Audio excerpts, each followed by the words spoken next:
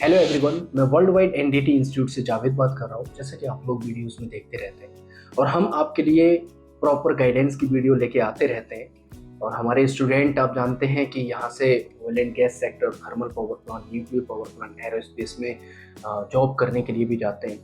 आज ये वीडियो उन लोगों के लिए होने वाला है जो डिप्लोमा इन मैकेनिकल इंजीनियरिंग कर रखे हैं या फिर बीई इन मैकेनिकल इंजीनियरिंग कर रखे हैं या फिर BTech MTech in mechanical engineering कर रखे हैं।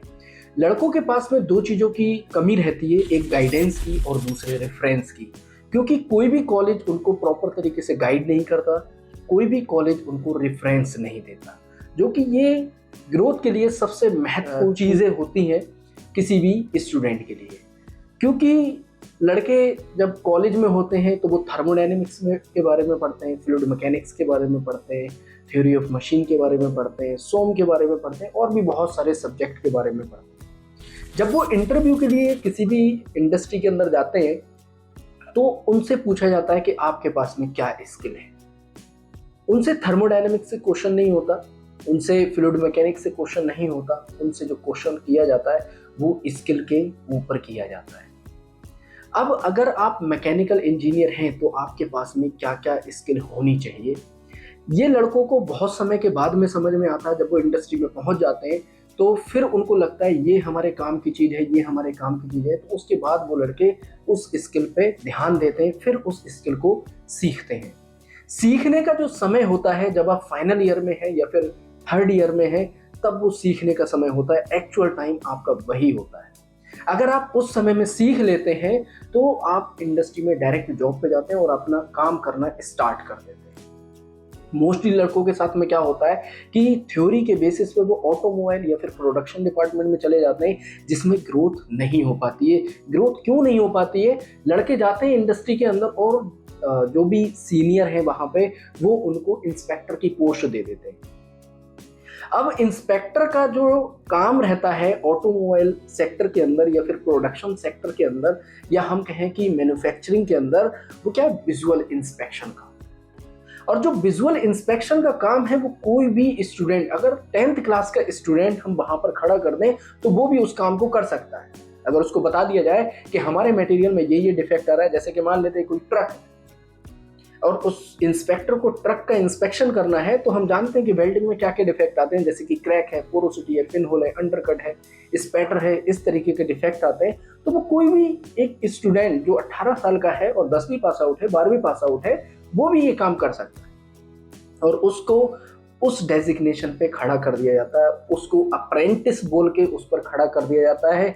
या फिर अगर डिप्लोमा कर रखा है तो उसको डीईटी बोल के, अगर कोई बीटेक कर रखा है तो उसको जीईटी बोल के उस पर खड़ा कर दिया जाता है। डिप्लोमा कर रखा है 14-15 हज़ार की सैलरी लगा देते हैं, न रहना दिया जाता है न खाना दिया जाता है कंपनी की साइड से। कोई बीटेक कर रखा है उसको जीईटी की डेजिग्नेशन देके उससे उस पर 2 साल उसके खराब करवा दिए। क्योंकि स्टार्टिंग के 2 साल बहुत इंपॉर्टेंट होते हैं किसी भी स्टूडेंट के लिए अपने करियर को बनाने के। वहाँ पर वो 2 साल, कोई ऐसे स्टूडेंट होते हैं जो 4 साल वहाँ पर फंस जाते हैं। फिर उनको समझ आता है कि हमारे 4 साल यहाँ हो गए, हमारी सैलरी 22,000 25,000। तब वो सर्च करना स्टार्ट करते हैं, अपने करियर पर फोकस करते हैं। तब जाके उन्हें फिर चीज़ें यूट्यूब के माध्यम से, गूगल के माध्यम से या फिर हमारी चैट जीपीटी के माध्यम से उनको पता चलता है कि हमें करना क्या चाहिए।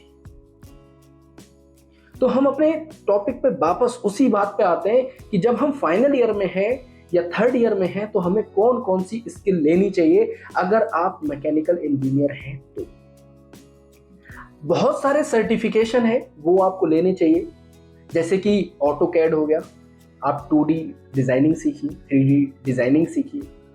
आप HVAC का सर्टिफिकेशन लीजिए, HVAC heating, ventilation and air conditioning, उसके बारे में पढ़िए, उसको सीखिए। आप MEP के बारे में सीखिए कि MEP क्या होता है, उसका सर्टिफिकेशन आप ले सकते हैं।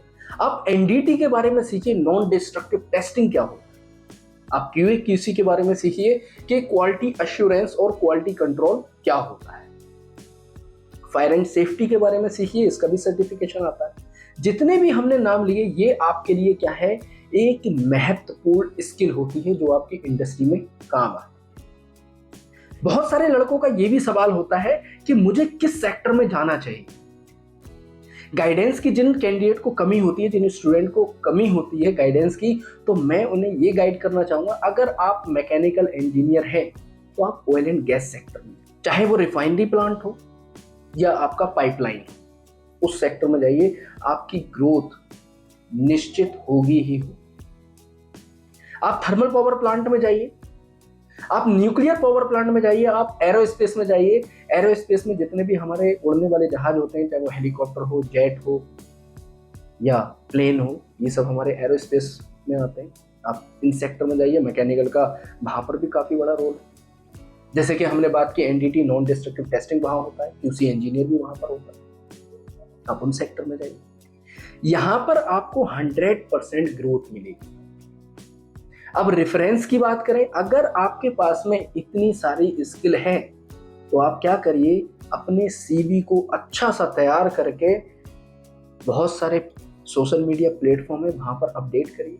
आपको कॉल आनी स्टार्ट होंगी, आपको जॉब सर्च करने की जरूरत नहीं पड़ेगी। क्यों? क्योंकि कंपनी एक स्किल कैंडिडेट को चाहती है, एक समझदार कैंडिडेट को चाहती है।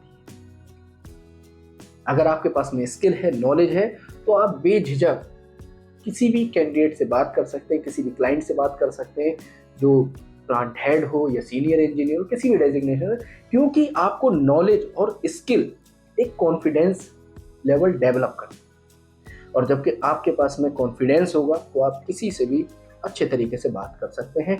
और आपका जब कम्युनिकेशन स्किल अच्छा है, आप जब बात करने में एक्सपर्ट हैं, तो आप नौकरी आराम से ले सकते हैं। जिन सेक्टर की हमने बात की, यहाँ पर 14-15 हज़ार से आपकी सैलरी स्टार्ट नहीं होती। आपकी मिनिमम सैलरी 20,000 आराम से मिल जाती है। एकोमोडेशन, फूडिंग भी कंपनी प्रोवाइड करती है। कुछ कंपनी फूडिंग अगर प्रोवाइड नहीं कर रही है तो वो आपको उसका पैसा देते हैं, जिसको हम फूडिंग अलाउंस के नाम से जानते हैं। उसके बाद में ये तो हमने मिनिमम सैलरी की बात कर ली कि आपकी स्टार्टिंग सैलरी 20,000 होती है। अगर आपकी स्किल मजबूत है तो आपकी सैलरी 25,000 पर मंथ भी जा सकती है, 30,000 पर मंथ भी जा सकती है, 35,000 पर मंथ भी जा सकती है। अब इसमें ग्रोथ कैसी है? अगर हम अभी इंडिया की बात कर लें, कोई भी कैंडिडेट है, अगर उसने 20,000 से स्टार्ट किया है तो 1 ईयर के अंदर उसकी जो सैलरी है वो 28 to 30,000 हो जाएगी। अगर उसने अच्छे से सीख रखा है और अच्छे से वो काम कर रहा है, उसकी परफॉर्मेंस कंपनी के अंदर अच्छी है। 2 साल के एक्सपीरियंस पे उसकी सैलरी 35 से 40,000 वेरी करेगी। 3 साल के अंदर उसकी जो सैलरी है वो 45 से 50,000 तक वेरी करेगी। अगर किसी भी कैंडिडेट की 3 साल के अंदर 45 से 50,000 सैलरी नहीं पहुंच रही है तो फिर वो अपने को दोष दे, ना कि सामने वाली कंपनी को।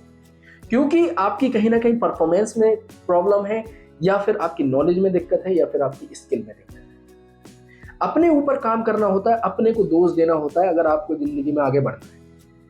ये तो हमने इंडिया की बात कर ली। अगर हम एब्रॉड की बात करें, जैसे कि आप गल्फ वगैरह में जॉब करना चाहते हैं, तो इस लाइन में ऑयल एंड गैस सेक्टर में आपको फ्रेशर की सैलरी 50,000 के अराउंड मिल जाती है। एकोमोडेशन और फूडिंग लगभग कंपनी प्रोवाइड करती है। आपका मान लेते हैं कि 2 साल का कॉन्ट्रैक्ट पीरियड है, 1 साल में आपका इंक्रीमेंट जो भी रहे, चाहे वो इंडियन रुपी में 60,000 हो जाए, 65,000 हो जाए, ठीक है। 2 साल के बाद में आपकी सैलरी 80,000 के अप्रॉक्स पहुंच जाती है।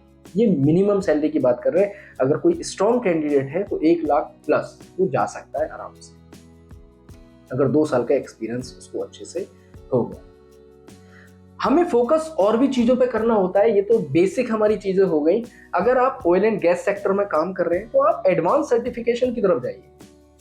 1 साल में अगर आपकी सैलरी 28 से 30,000 हो रही है अगर इंडिया में, या फिर अगर हम बाहर की बात करें 50 से 60,000 हो रही है, और आपने सीसिप कर लिया जैसे कि एडवांस, और जो आगे की सर्टिफिकेशन है ये तो आपकी फर्स्ट स्टेप होती है।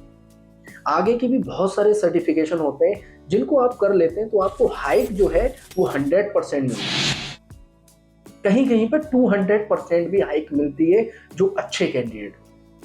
अगर उन सर्टिफिकेशन की बात करें जैसे कि सीसिप हो गया, चाहे वो 3.0 हो, 3.1 हो, 3.2 हो, इसके बारे में हम एक अलग से वीडियो शूट करेंगे। आप एपीआई का सर्टिफिकेशन ले सकते हैं। आप अगर एनडीटी लेवल 2 सर्टिफाइड हैं तो आप लेवल 3 की प्रिपरेशन कर सकते हैं, उसका एग्जाम दे सकते हैं। अगर आपकी सैलरी 50,000 है तो आपकी सैलरी इन सर्टिफिकेशन को लेने के बाद में सीधे 1 लाख प्लस चलेगी। आप नेस कर सकते हैं, बीगैस कर सकते हैं, ये सारे भी सर्टिफिकेशन अगर आप कर लेते हैं तो आपको बहुत अच्छी हाइक मिलती है। इन सर्टिफिकेशन को करने के लिए आपको मेहनत करनी पड़ेगी, आपको लर्निंग करनी पड़ेगी, चीज़ों को सीखना पड़ेगा और धीरे धीरे आप आगे बढ़ सकते हैं। तो ध्यान रहे कि वर्ल्ड वाइड एनडीटी इंस्टीट्यूट आपको प्रॉपर तरीके से गाइड करता है और रेफरेंस तो यहाँ पर 100% मिलता ही मिलता है। अगर आपको कुछ चीज़ें समझ में नहीं आ रही हैं तो हमारे एक्सपर्ट से आप बात कर सकते हैं, दिए गए नंबर पे कांटेक्ट कर सकते हैं। अगर आपको चीज़ें समझ नहीं आ रही हैं कि सर मैं मैकेनिकल इंजीनियर हूँ, अब मैं क्या करूँ लाइफ में, कैसे मैं आगे बढ़ूँ, तो आप world wide NDT institute visit भी कर सकते हैं, क्योंकि वर्ल्ड वाइड एनडीटी इंस्टीट्यूट आपको प्रॉपर तरीके से गाइड कर सकता है, फ्यूचर में आपकी ग्रोथ दिलवा सकता है, आपका एक बेहतर फ्यूचर बना सकता है। इस वीडियो में इतना ही। हम नेक्स्ट वीडियो में बात करेंगे कि सीशिप क्या होता है, एपीआई क्या होता है, लेवल 3 क्या होता है, कैसे हम उसकी प्रिपरेशन करें, कैसे हम उसका एग्जाम दें, या नेस क्या होता है, बीगैस क्या होता है, इन सब के बारे में हम नेक्स्ट वीडियो में डिस्कस करेंगे। धन्यवाद।